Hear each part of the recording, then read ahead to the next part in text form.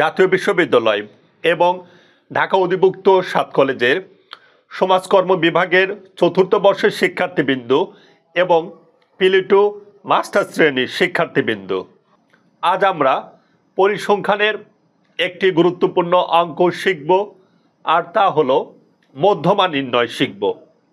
এই অঙ্কটি কেন্দ্রীয় প্রবণতার পরিমাপ অধ্যায়ে তোমরা পেয়ে যাবে। তোমরা বোর্ডে প্রশ্নটি লক্ষ্য করো, নিচের তথ্য সারি থেকে মধ্যমা বের করো। আমি আবারও বলছি, নিচের তথ্য সারি থেকে মধ্যমা বের করো। এখানে দুটি সারি 1 2 3 4 5 6 7 7টি কলাম রয়েছে। প্রথমে রয়েছে শ্রেণী, নিচে রয়েছে গণসংখ্যা। শ্রেণীতে রয়েছে 10 থেকে 20, 20 থেকে 30, 30 থেকে 40, এইভাবে 70 পর্যন্ত, যার ব্যবধান হলো 10। গণসংখ্যা রয়েছে 5, 16, 25, 25, 15, 8। শিক্ষার্থীবৃন্দু, পূর্বের ক্লাসগুলোতেও আমি একাধিকবার বলেছি যে মধ্যমার এই অঙ্কগুলো দুটি পদ্ধতিতে তোমাদের বোর্ড পরীক্ষায় আসবে। একটি হলো বহির্ভুক্তি পদ্ধতি এবং আর একটি হলো অন্তর্ভুক্তি পদ্ধতি। আমি পূর্বের ক্লাসে বহির্ভুক্তি পদ্ধতি এবং অন্তর্ভুক্তি পদ্ধতি কাকে বলে চেনাবার উপায় বলে দিয়েছি। তোমরা যারা ওই ক্লাসটি করনি তারা এখনই এই চ্যানেলের লোগোতে ক্লিক করে প্লে লিস্টে গিয়ে ক্লাসগুলো সিরিয়াল মোতাবেক দেখে নেবে। তারপরে আমি আরেকবার বলে দিচ্ছি, এই অঙ্কটি হলো বহির্ভুক্তি পদ্ধতি। বহির্ভুক্তি পদ্ধতি চিনেবার উপায় হলো, এই তথ্যের উচ্চ সংখ্যা এবং নিম্ন সংখ্যা একই হবে। এটি 20, এটিও 20, এটি 30, এটিও 30, এটি 40, এটি 40। এইভাবে উচ্চ সংখ্যা ও নিম্ন সংখ্যা যদি একই সংখ্যা হয় তবে তাকে বহির্ভুক্তি পদ্ধতি বলে।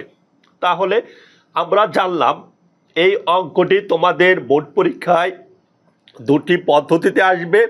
একটি হলো বহির্ভুক্তি পদ্ধতি আর একটি হলো অন্তর্ভুক্তি পদ্ধতি।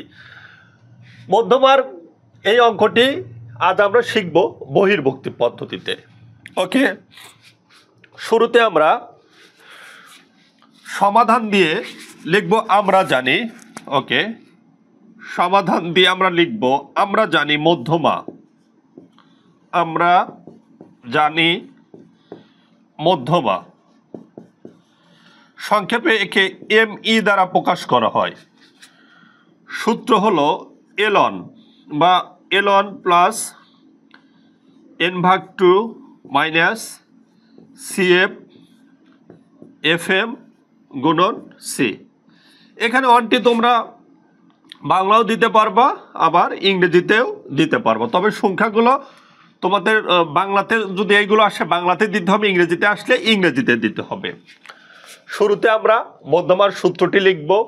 অবশ্যই সূত্রটি তোমাকে মুখস্থ করতে হবে। কিভাবে?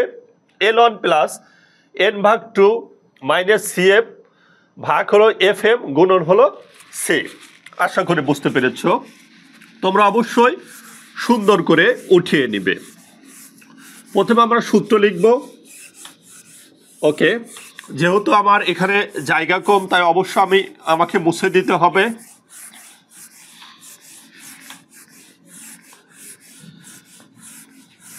তারপরে প্রশ্নে যতগুলো কলাম ছিল, আমি আবারও বলছি, সূত্র লেখার পর প্রশ্নে যতগুলো কলাম ছিল বিনিময়ে ততগুলো সারি দিতে হবে।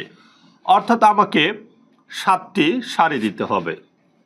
ওকে, আমরা দেব 1টি, 2টি, 3টি, 4টি, 5টি, 6টি, 7টি।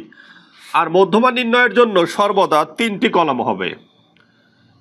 একটি হলো শ্রেণী, গণসংখ্যা, আর একটি হলো CF।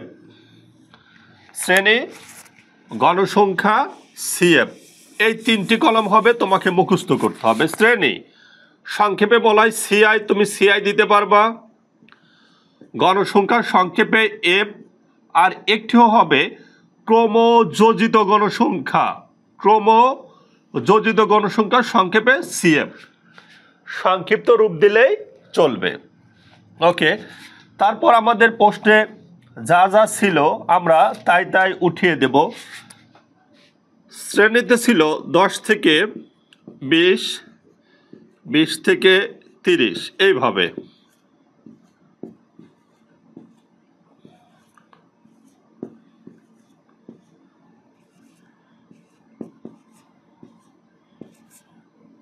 সত্তর পর্যন্ত গণসংখ্যা আমাদের ছিল 5, 16, 25, 25, 15, 8।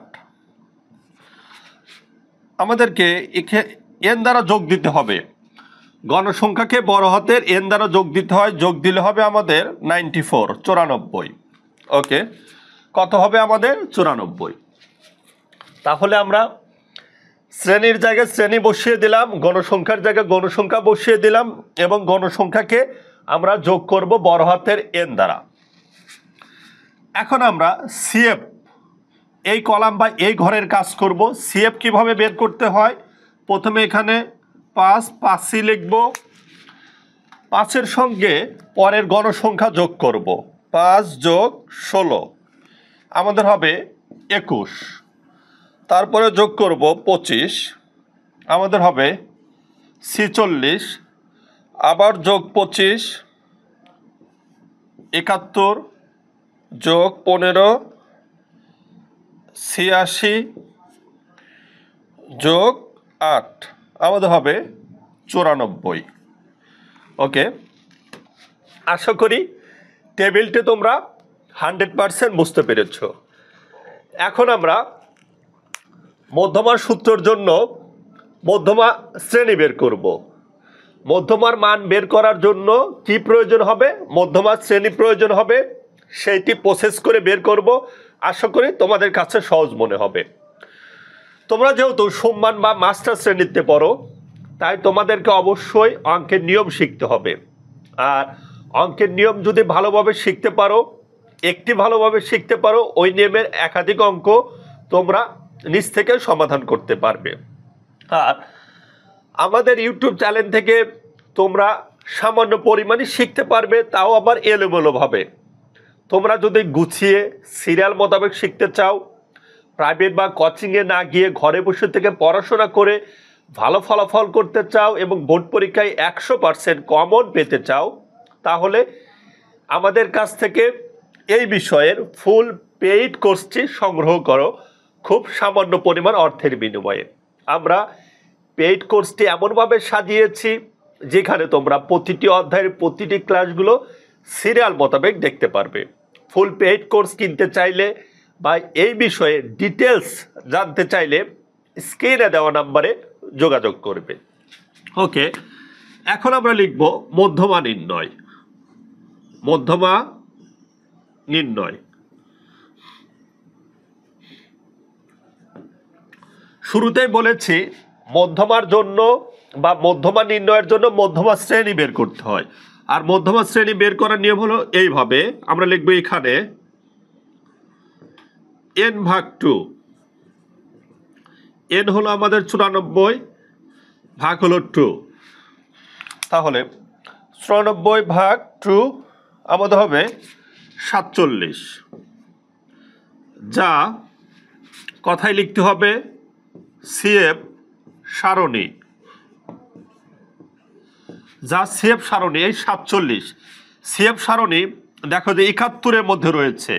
শুরুতে কিন্তু 5-এর মধ্যে 47 নেই, 21-এর মধ্যেও 47 নেই, 46-এর মধ্যেও 47 নেই, বাট 71-এর মধ্যে 47 আছে।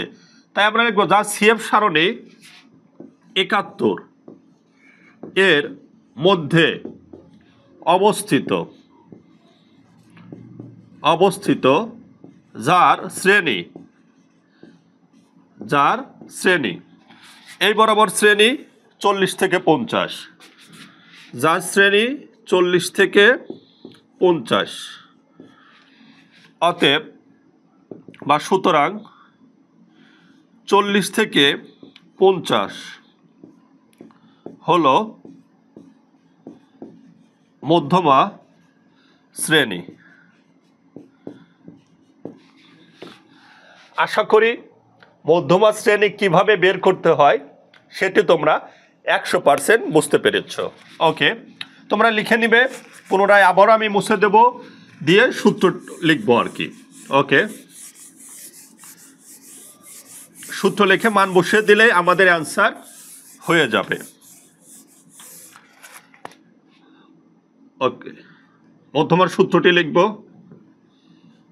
এমই সমান Elon plus n/2 minus CF FM গুণন সি। এখানে আমরা হিয়ার দেব এলন। এলন হলো মধ্যমা শ্রেণীর নিম্ন সীমা। এটা মধ্যমা শ্রেণী, এর নিম্ন সীমা বা নিম্ন সংখ্যা হলো 40। ওকে, 40। তারপরে n/2 আমাদের বের হয়েছিল 47। সিএফ, সিএফ হলো এই যে মধ্যমা যে শ্রেণী আছে এর আগের শ্রেণীর সিএফ, মধ্যমা শ্রেণীর আগের শ্রেণীর সিএফ কত? 46। ওকে, এফএম, এফএম হলো এই মধ্যমা শ্রেণী বরাবর যে গণসংখ্যা রয়েছে, গণসংখ্যা ছিল 25, আমাদের 25 দিতে হবে। ওকে, আর সি মানে ব্যবধান, ব্যবধান হলো 10। যেমন 10 থেকে 20, 20 থেকে 30, এর ব্যবধান 10। আশা করি তোমরা বুঝতে পেরেছ। এখন আমরা মান বসিয়ে দেব। এলন, এলন আমাদের 40 যোগ n/2 47 মাইনাস সিএফ হলো 46। ওকে, এফএম 25, ব্যবধান 10। এখন আমরা ক্যালকুলেটর চাপবো। 47 মাইনাস 46 দিয়ে সমান 1 হয়, গুণন 10। ওকে, ভাগ হলো 25, আবার ইকুয়াল যোগ হলো 40। আমাদের হবে 40.4, 40.4। এই হলো অ্যান্সার। শিক্ষার্থীবৃন্দু, শুরুতে বলেছি একটি অঙ্ক ভালোভাবে শিখতে পারলে এই নিয়মের শত শত হাজার হাজার অঙ্ক সমাধান করা সম্ভব।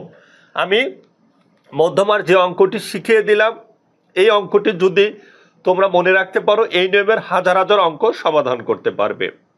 সাধারণত কেন্দ্রীয় প্রবণতার পরিমাপ অধ্যায়ের গড়, মধ্যমা, পুচরক এই তিনটি অঙ্কই অনেক গুরুত্বপূর্ণ। আলাদাভাবে গড়, মধ্যমা, পুচরক আসতে পারে, আবার একসঙ্গে গড়, মধ্যমা, পুচরক আসতে পারে, আবার গড়, মধ্যমা, গড়, পুচরক বিভিন্নভাবে আসতে পারে। তোমাদের বোর্ড পরীক্ষায় যতভাবে গড়, মধ্যমা ও পুচরকের অঙ্ক আসতে পারে ততভাবেই পেইড কোর্স, আমাদের পেইড কোর্সে শেখানো আছে ধারাবাহিকভাবে। তাই দেরি না করে এখনই তোমরা ফুল পেইড কোর্সটি খুব সামান্য পরিমাণ অর্থের বিনিময়ে আমাদের কাছ থেকে সংগ্রহ করো। ভালো থাকবে। পরবর্তী ক্লাসগুলোতে আবারও দেখা হবে ইনশাল্লাহ। আল্লাহ হাফেজ।